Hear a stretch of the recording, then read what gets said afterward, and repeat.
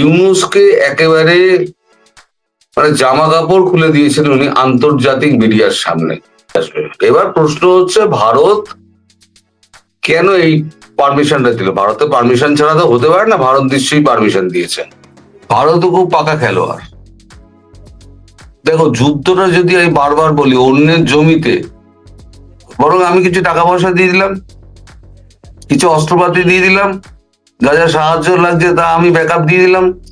তারা এসে কেন্দ্রীয় সরকারের সঙ্গে বৈঠক করেছে।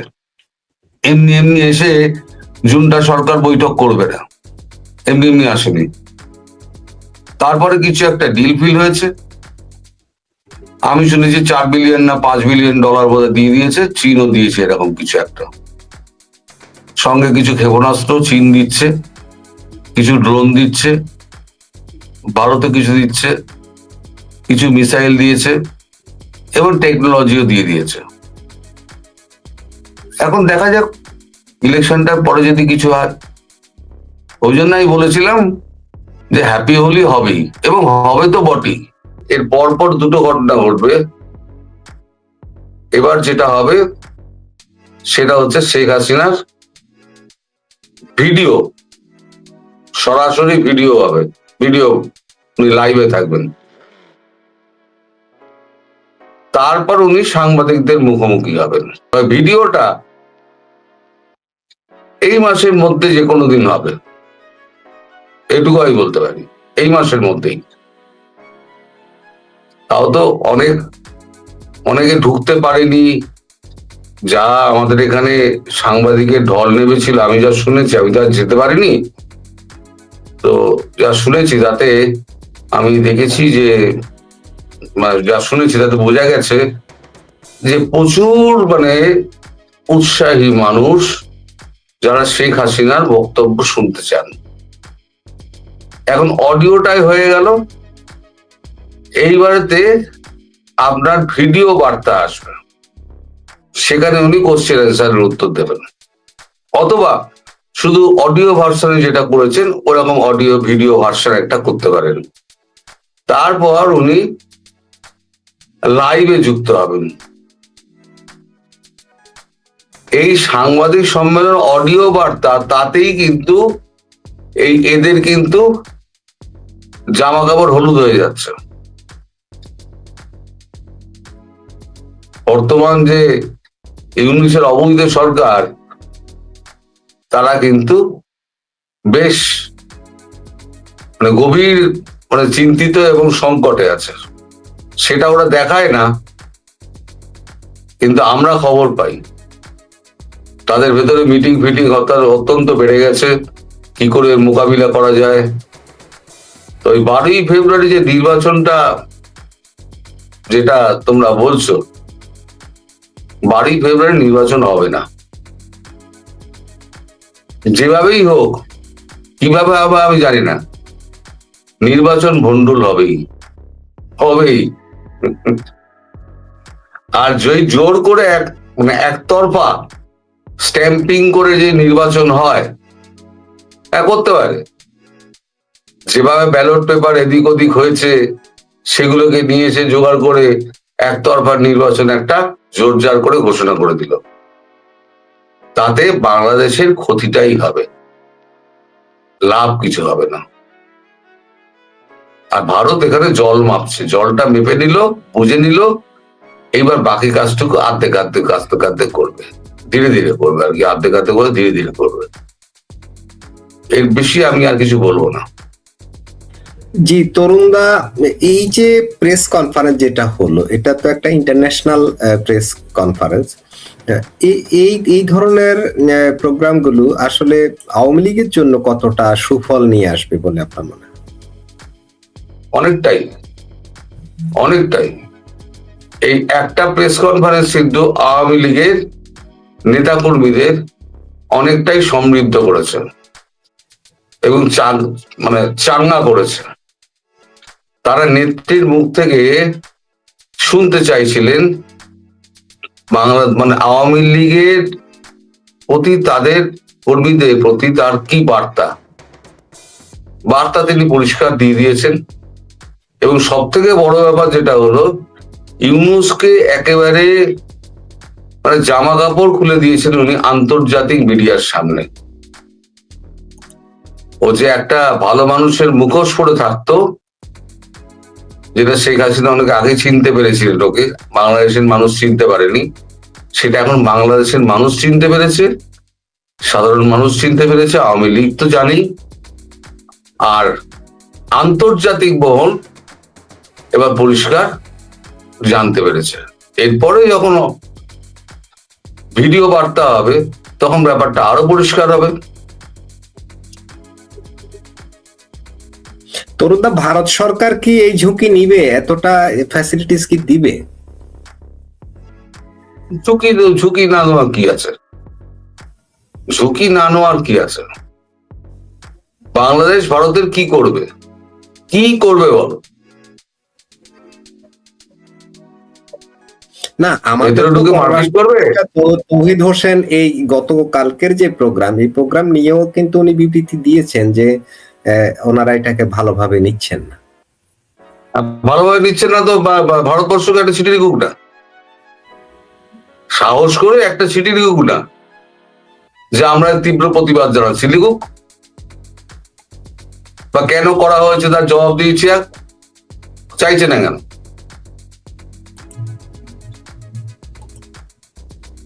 জি তরুণদা, এটাও তো একটা যেটা বলছিলাম, ভারত বাংলাদেশ থেকে তাদের কূটনীতিকদের পরিবারকে সরিয়ে নিয়েছে। প্রশ্ন হলো কোন কোন ক্ষেত্রে, কি কি কারণে ভারত সাধারণত এই ধরনের সিদ্ধান্ত নিয়ে থাকে? যদি সংক্ষেপে একটু এই বিষয়টা আলোচনা করেন, এরপরে আমরা অন্য প্রসঙ্গে চলে যাব। আমি সংক্ষেপেই বলি, আমি বেকার আমি কপ চাই না, আমার সময় আছে, দর্শকদের সময় আছে, দর্শকদের এত সময় তারা দেবে কেন? এই ধরনের সিদ্ধান্ত যে নেবে এরকম আমিও জানতাম না। আমার কাছে, আমি ভিডিওতে বলেছি, আমার কাছে হিন্দু থেকে একটা আমার কাছে এলো, নোটিফিকেশন এলো যে এরকম সরিয়ে নেওয়া হচ্ছে, সেটা হচ্ছে রাত্রির 11:13-তে। তখন আমার কাছে কোনো রকম খবর ছিল না, আগাম এই ধরনের খবর কিছু আমাদের কাছে আসে না। মানে ভারতের সরকার কি করবে না করবে সেটা সম্পূর্ণ তাদের ভেতরের ব্যাপার, তারা কিন্তু কখনো ভালো মানে বাইরে পার করে না। আমি বলি না ভারত পাকিস্তানের যুদ্ধের ব্যাপারে আমি যে উপমাটা বারবার দিই, যে আমি লাইভ করছিলাম তখন কার সঙ্গে, অন্য একটা কার সঙ্গে করছিলাম, যাই হোক নিউ ইয়র্কে কোন এক মহিলার সঙ্গে করছিলাম, ওই যে সুলতানা রহমান। না না না না, আরেকজন, তার নামটা শাইলা আহমেদ বোধহয়, খুব সম্ভবত। হ্যাঁ হ্যাঁ, খুব সম্ভবত। তো যাই হোক, তো এক্ষেত্রেও আমরা জানতাম না। এখন তখন এত রাত্রির হয়ে গেছে, তারপরে খবর নিতে নিতে আমি যেটুকু জানলাম যে একটা প্লেন ওখানে চলে গিয়েছে, ঢাকা বিমানবন্দরে নেমে গেছে ইন্ডিয়ান এয়ারলাইন্সের, তাদেরকে তুলে আনার জন্য। ওটা কনফার্ম করবো যে তারও উপায় নেই, তখন 12টা বেজে গেছে, কাকে আর ফোন করবো এত রাত্রিবেলা? এত রাত্রিবেলা ফোন করা যায় না। তা আমি ওই জন্য আর কিছু করিনি, যতটুকু পেয়েছি আমি 3 মিনিটের একটা ভিডিও 3.5 মিনিটের করে আমি ছেড়ে দিয়েছিলাম, যে মানুষ অন্তত জানুক যে এই ঘটনাটা ঘটছে। এখন পরে জানা গেল না, প্লেন না বেরিয়ে তাদেরকে বলা হয়েছে তোমরা ফিরে এসো, যে যার মতো করে ফিরে এসো। কিন্তু তো এটা গন্ডগোল হয়, কিন্তু পরে সেটা শুধরে নিতে হয়। গন্ডগোল যে আমার হয় না তা নয়, আমারও হয়। কাজ করতে গেলে ভুল হবেই, আমারও ভুল হয়েছে, তোমারও ভুল হয়, সবারই ভুল হয়, রবি ভাইয়েরও ভুল হয়। তো যাই হোক, এখন কেন করলো ভারত, নিশ্চয়ই মানে এজেন্সি লেভেল থেকে এমন কিছু খবর পেয়েছে যেখানে বোঝা যাচ্ছে যে ভারতীয় কূটনীতিক যারা রয়েছে তাদের ফ্যামিলি, তাদের ওখানে থাকাটা নিরাপদ নয়। কারণ কূটনীতিক তার নিজের কাজে ব্যস্ত, ওখানে তার ছেলে মেয়ে স্কুলে পড়ে, তাকে বাজার হাট করতে হয়, তাকে এদিক ওদিক যেতে হয়। ধর আমি যদি কূটনীতিক হই, আমার স্ত্রী আমার বাচ্চা তো ওখানেই থাকবে। ওই জন্য এমন কিছু একটা, সেই রাতেই বলেছিলেন, এমন কিছু একটা পেয়েছে খবর যে তার ভিত্তিতেই এটা করেছে। পরে জানা গেল যে মায়ানমার একটা ভেতরে ভেতরে প্ল্যান করছে যে অ্যাটাক করবে বাংলাদেশ, কারণ তাদের ভ্যালিড গ্রাউন্ড রয়েছে। আরাকান আর্মিকে এ করছে, টাকা পয়সা অস্ত্র দিয়ে সাহায্য করছে মায়ানমারকে অস্থির করার জন্য। সেটা আমেরিকা করছিল, তারপরে তো মাঝে বন্ধ হয়ে গেল। কিন্তু সেটা এখন বন্ধ আছে এই কারণে যে ওখানে 25 তারিখ না 26 তারিখ বোধহয় একটা ইলেকশন আছে মায়ানমারে, সেই ইলেকশনটার জন্য বন্ধ আছে। তা ভারত বলেছিল দাঁড়া ভাই, দুদিন দাঁড়া, আমি আমার পরিজনকে ফিরিয়ে দিচ্ছি, ফিরিয়ে নিয়ে তারপরে তো যা করবে করো। শুধু স্কেলিটন স্টাফটা রেখে দিয়েছে, বাকি স্টাফদের তুলে নিয়ে চলে এসছে। এর পেছনে আর কি গল্প আছে আমি জানি না। মাসুদ ভাই, না দাদা, দাদা এই যে অ্যাকশন, যেটা ফ্যামিলি তুলে নেয়া, পৃথিবীর আর কোথায় এই ধরনের ঘটনা ঘটেছে ভারতের বেলায়? বা আমি যেটা জানতে চাই সেটা হচ্ছে কি কি কি ক্ষেত্রে সাধারণত এটা হয়? তারা কি নিরাপত্তা শঙ্কা ছিল, বা বাংলাদেশে ভারত যে জঙ্গিবাদের উত্থানের কথা বলছে এই ধরনের আশঙ্কা থেকে এই ধরনের কিছু কি জানা গেছে? না এখনো পর্যন্ত আমার কানে আসেনি, আমার কানে আসেনি। আর যেটা এসছে সেটা প্রকাশ করার মতো নয় বলে আমি বলবো না। জি,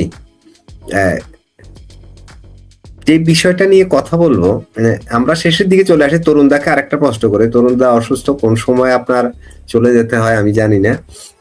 সেটা হচ্ছে মার্কিন যুক্তরাষ্ট্র বাংলাদেশ নিয়ে যে খেলা খেলছে, একটু আগে আপনি কিন্তু মার্কিন যুক্তরাষ্ট্রের কথাটা তুলছিলেন যে বার্মা, আবার ভারতও কিন্তু বসে নেই, প্রতিবেশী দেশ তো, তার নিরাপত্তা, সীমান্তের নিরাপত্তা, নানা বিষয় এখানে জড়িত আছে। চীনের এখানে বিশাল ইনভেস্ট আছে, তারা করে। এই গত দুদিন আগে মার্কিন রাষ্ট্রদূত এবং চায়নার রাষ্ট্রদূত দুইজনেরই কিন্তু বাকবিতণ্ডা হয়েছে বিবৃতির মাধ্যমে, যে ওরা বলছে, আমেরিকা বলছে এখানে চীন কি করে সেটা নজরদারি করার জন্য মূলত তিনি সেখানে নিযুক্ত হয়েছে। এর পাল্টা কাউন্টারও চায়না করেছে। সব মিলিয়ে আসলে এই বাংলাদেশে হচ্ছেটা কি? চায়না এবং রাশিয়া, রাশিয়া এবং চায়না দুজনেই ভারতকে সাপোর্ট করছে বাংলাদেশ ইস্যুতে, কারণ তিনজনেরই এখানে নিবেশ রয়েছে, তিনজনের। চীন খুব পাকা খেলোয়াড়, ভারতও খুব পাকা খেলোয়াড়। দেখো, যুদ্ধটা যদি আমি বারবার বলি অন্যের জমিতে অন্য কেউ করে, তার থেকে প্রফিটেবল কিছু নেই। আমার হয়ে যুদ্ধটা যদি মায়ানমার করে আর আমার শত্রুকে যদি মারে, তাহলে আবার আমার ক্ষতি কি? বরং আমি কিছু টাকা পয়সা দিয়ে দিলাম, কিছু অস্ত্রপাতি দিয়ে দিলাম, যা যা সাহায্য লাগছে তা আমি ব্যাকআপ দিয়ে দিলাম। কারণ আমাদের দেশে মায়ানমার সেনাপ্রধানের 3-4 বার চলে এসেছিলেন, এই খবর কতটুকু জানো আমি জানি না। তারা এসে কেন্দ্রীয় সরকারের সঙ্গে বৈঠক করেছে, এমনি এমনি এসে জুনটা সরকার বৈঠক করবে না, এমনি এমনি আসেনি। তারপরে কিছু একটা ডিল ফিল হয়েছে, আমি শুনেছি $4 বিলিয়ন না $5 বিলিয়ন বোধ দিয়ে দিয়েছে, চীনও দিয়েছে, এরকম কিছু একটা। সঙ্গে কিছু ক্ষেপণাস্ত্র চীন দিচ্ছে, কিছু ড্রোন দিচ্ছে, ভারতে কিছু দিচ্ছে, কিছু মিসাইল দিয়েছে এবং টেকনোলজিও দিয়ে দিয়েছে। এখন দেখা যাক ইলেকশনটার পরে যদি কিছু হয়। ওই জন্য আমি বলেছিলাম যে হ্যাপি হোলি হবেই, এবং হবে তো বটেই, যার জন্য ভারত আর ডিস নেয়নি, ভারত তুলে নিয়ে চলে এসছে। এর আগে ঠিক পাকিস্তান যে প্রশ্নটা করছি, এর আগে পাকিস্তানে এরকম হয়েছিল, তারপর পাকিস্তানে এমবেসি বন্ধ করে দিল। জি, তরুণদা, আমি রফিক ভাইয়ের কাছ থেকে বিষয়ে একটু জানতে চাইবো যে মার্কিন যুক্তরাষ্ট্র বাংলাদেশ নিয়ে যে খেলা খেলছে এবং ওয়াশিংটন পোস্টে যে তথ্য আসছে তারা জামাতে ইসলামকেই এখন চায়, এরকম কথা, এবং বাংলাদেশে এই নিয়ে কিন্তু একেবারে হই হল্লা চলছে। রফিক ভাই, আসলে এই খেলার শেষ কোথায় সংক্ষেপে যদি করেন? আমরা খুব শেষ পর্যায়ে চলে আসছি তো। ধন্যবাদ মাসুদ ভাই। দেখেন, বাংলাদেশ একটা এখন হয়ে গেল ইন্টারন্যাশনাল খেলার একটা মাঠ হয়ে গেছে বাংলাদেশ। এটা আগে ছিল না, এখন এটা হয়ে গেল। এখন এটা নিয়ে সবাই খেলতেছে এবং খেলবে। এটা খেলার পিছনে মূল কারণ হলো আমাদের দেশের যারা রাজনীতিবিদ যারা আছে, তারা আমরা কেউই একমতের লোক না। দেশের স্বার্থে কোনো কিছুই কাজ করি না আমরা। আমাদের কাজ হইল গিয়ে, আমার সমস্যা হইলে যাই আমেরিকার কাছে, দাদার সমস্যা হইলে যাই হলো আপনার চীনের কাছে, আপনার সমস্যা হলো যাই হলো আপনার ব্রিটেনের কাছে, তুরস্কের কাছে। এই যে আমাদের যে খেলাগুলি, আমাদের দেশের যে জনগণের যে রাজনৈতিক নেতা আছে, জনগণ কিন্তু এরকম না, রাজনৈতিক নেতারাই এইগুলি তৈরি করে দিছে, খেলার প্লেট তৈরি করে দিছে, মাঠ তৈরি করে দিছে। এখন আমেরিকা দেখেন,